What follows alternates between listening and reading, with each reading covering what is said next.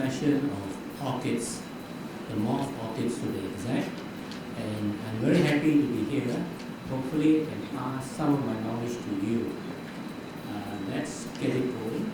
And just follow the screen and I will discuss with you whatever is there.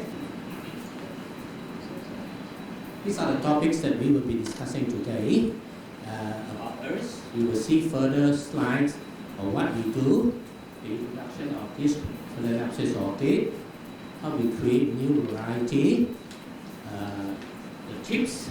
This is very important. It's due to the fact that a lot of people say that you need to have green fingers or green thumbs to grow your flowers and your plants. I think this is not the case at all.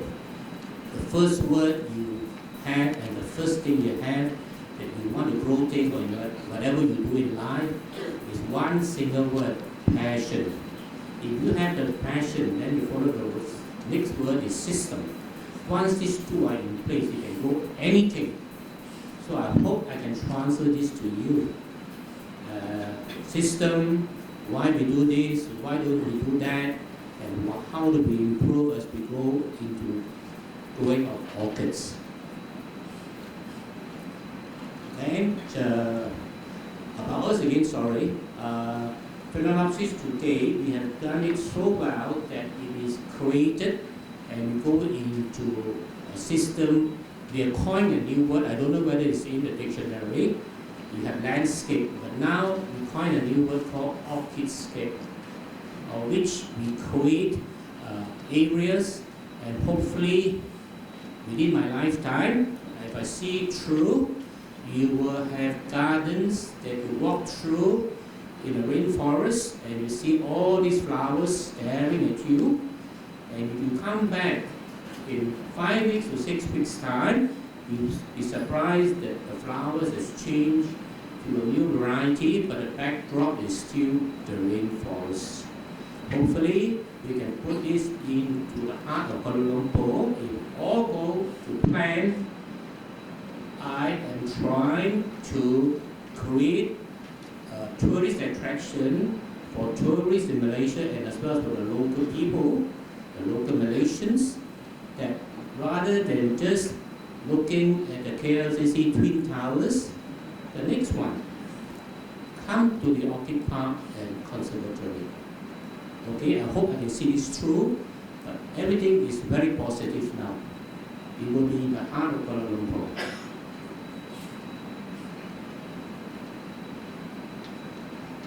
We have two farms. One is in Uluyam, where we also have our laboratories there.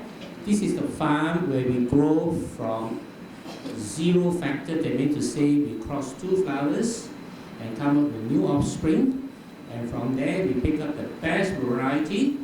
And a few years later, we take the cell from there and we clone it and we become identical to the parent. This is done in our farm. So the Uluyam farm is created very warm and hot, due to the fact that we do not want the Phalaenopsis to flower twice a year. In nature they do that during the rainy season where the nightfall temperature drops. We don't want to do that.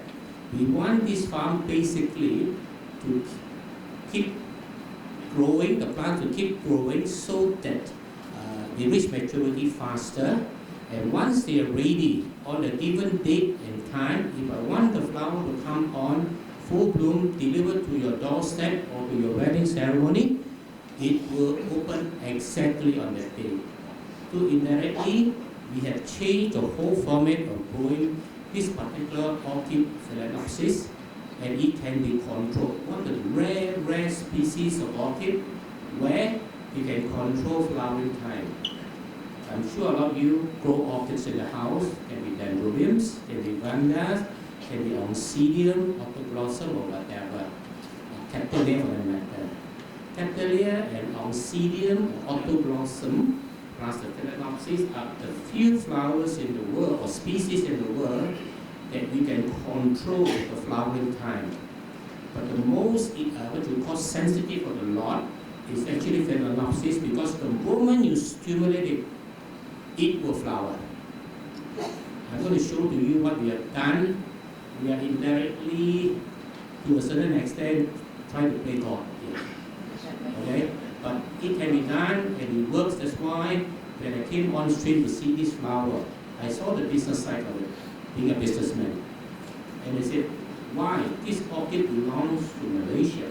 It comes from the jungles of Malaysia, mainland Malaya itself. It's actually the last time they managed to source this orchid was out in Bukit Merah, north of Taiping. But today is full development, those orchids are gone. Whatever left over now is in the Borneo Island. So we have it in Sarawak as well as in Kota Kinabalu. Of course, Indonesia also have plentiful of it. And I will show to you what I'm talking about. And this is one orchid that was so-called smuggled, raped throughout the whole world. The first to take this orchid away from the Malaysian shores were the Hawaiians. They took it to Hawaii. At that time, I was about 30, 40 years ago, where I was into orchids, but then I became a businessman. No, sorry. Maybe you can hear me when I speak. Right. So,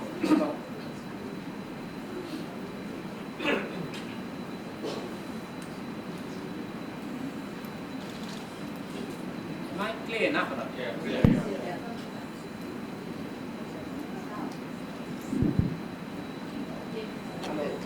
Hello. Testing. Karaoke session, I think. Hello. So basically what happened was that I gave up the hobby, being a businessman, no time. Then I broke my left hand playing golf 11 years ago. I remember the whole hobby, and this is the end result. Okay? So the Hawaiians took the orchid. Next step, Japanese took over from there. And most important, the Taiwanese took over. Today, the Taiwanese is the world #1 exporter of Phalaenopsis. By now, of course, Netherlands, Holland, those areas are full of this Phalaenopsis orchid. And of course, America is one of the biggest growers of Phalaenopsis. So when I went back into this growing, I saw it. I say it's a Malaysian orchid. Why can't I do it ourselves? Taiwan is the world #1, but they have 4 seasons. Malaysia, tropical, 365 days a year. It will keep growing. I should be able to compete with them on that seasons itself. The good thing about Malaysia, we may be tropical, but we can have temperate climate while going up to the mountains. So with that in mind, I just did that, grow 365 days a year in my Uluyang farm. Then I started the Genting farm, talked to the Genting management, they gave me a piece of land, and from there, instead of using artificially to stimulate it by using aircon, I brought it up to 1,000 meters above sea level, up in Genting Highland. From there, I used nature to produce the flowers. So all these flowers you see now are stimulated, initiated, and bloom in Genting Highlands. To be exact, it's in Lotang Jaya. Okay? This is our laboratory.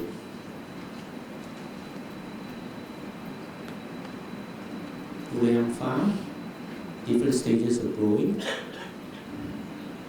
You don't need to go to Holland to see a lot of flowers there.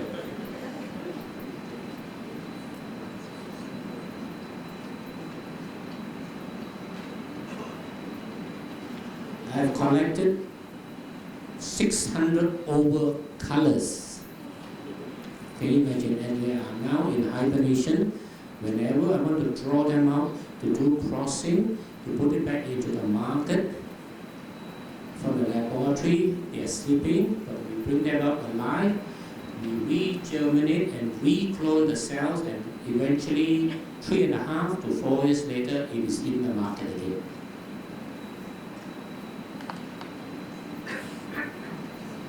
This is our new horticulture flower shop. We started this only last year in 2013. It is in Bangsa Shopping Center.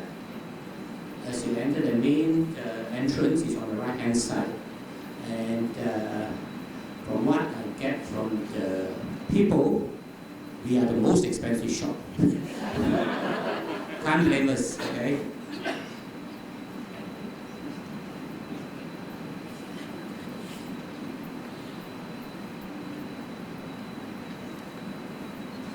These are basically that we take out from the research how Phalaenopsis grow and how they survive.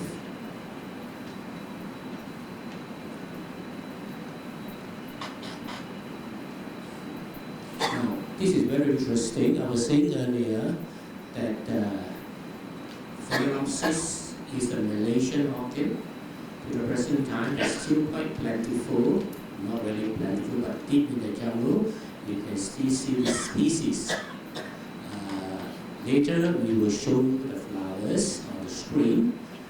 And why, as you see on the screen here, the word Phalaenopsis and be followed by the variety which is called, let's say, Valosia. You notice the word Valosia has a capital V.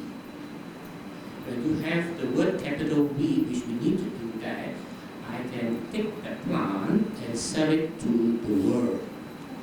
But if it is a small little capital V, that means it comes from the jungle of Malaysia. And we cannot export that at all. We need to get certificates, StarLIVE is controlled in the world. It's an endangered species. So there are incidences where ex-Malaysians smuggled papio. Papio is called slipper orchid, the one that we attack and we collect the insects. And we have some famous people who smuggled it from Cultivating, who went to London, got caught at the custom. That 6 or 8 plants was taken into the Royal Horticultural Society of London, wait for it to bloom, and when it bloomed, it was the Rothschild diner, one of the rarest species of orchids in the world. The guy, I think is a Mr. Wong, if I'm not mistaken, is a professor for the matter, was put in jail for either 18 months or he was found fined £18,000. 6,000 pounds or 18 months jail, whatever, but he was in jail because he smuggled, yes, it's 8 pots of orchid. Now the Malaysian government is trying to retrieve the 8 pots of Papio pendulum from UK and bring it home. Similarly with Phalaenopsis, we cannot move those from the jungle.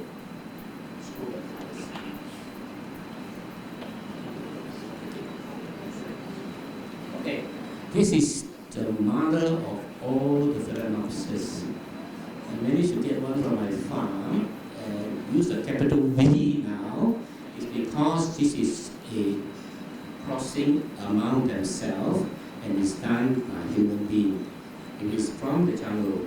I cannot even show to you, or I cannot move it unless I got permission earlier or I got it from somebody who has a license. In this case, it's an orang asli, and give that to me. Why don't I give it to you? You pass it around. You can smell it. It's beautiful.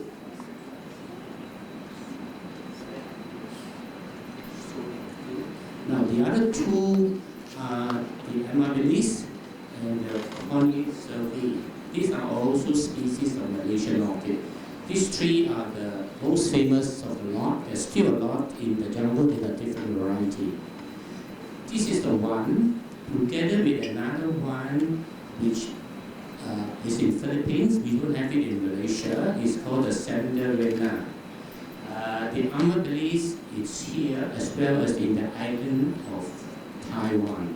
That's why Taiwan itself has this species. And this, together with the Philippines, Cinderella have the same form. The Cinderella is not pure white, it has streaks of pink on it. From the base, we cross that with the Molossia. And from there, we come with all the colors of the hybrid. And this is talking many generations now. Of course, this is the other one. The petals are like spider orchids. The one you see as in Maggie Wood or the Arandas, or even the Mocaras. So we need this to do back crossing as we move, because we need the new strain to go back into plants that we crossed too many times. And to do one crossing to get a new hybrid, that takes 3 years to see the flower. It rests for 1 year, we put it into flower, we take the cell, and from there, it goes into our laboratory. The moment it goes inside there, it stays in our laboratory for 3 years. And after 3 years, the plant that comes out is a small little plant, just about 3 inches. And that is already 3 plus 1 plus 3, 7 years old. And you grow it in the field, that means into shade, 1 year. And 1 year from a 2-inch or a 3-inch plant, it comes up to almost a 10-inch to a 12-inch plant, and it's ready, waiting to be stimulated or initiate blooming. And it takes us to another 4 to 5 months to get it into a full bloom like this. So this plant itself basically is roughly 4.5 to 5 years old. That's what you are buying from us. A plant, you are buying time. I don't have time. I hope I have time, but I don't think so. But the basic thing is we are trying to get people who love to grow things to make certain they also spend the money, but spend in such a way that the plants are still there. Not 3 months later, you come and tell me they all died on me. Right? But the basic idea is for me now is to transfer this, how to grow it, how to maintain it. And I even got friends who have converted their condominium balcony now into a grow room. They glass up the 3 sides of the balcony, put in an aircon. Today we have beautiful flowers inside there. Hopefully we can transfer that to you, but that's another topic for further discussion. Okay. Darren will pass out another set of plants from the lab, and you see that the big one is about already into maturity. I can take that one to grow. Yeah. This one is, you pass it through as you go. This is the first step. I did not bring the little young one because it cannot be shaken. You know, please do not turn it upside down.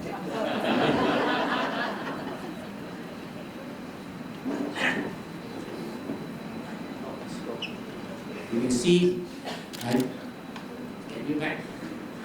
This is very small. What I say I cannot show to you because it's very sensitive. Okay, and this plant would be already 7 months old. Just imagine, it's just starting to survive.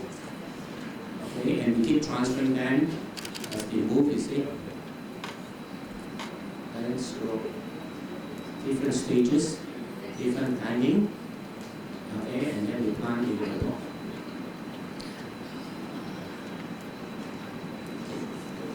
Now, a lot of things. I think I'm one person who will not hide anything secret that I know. I'm willing to transfer. There's no use for me to take it along with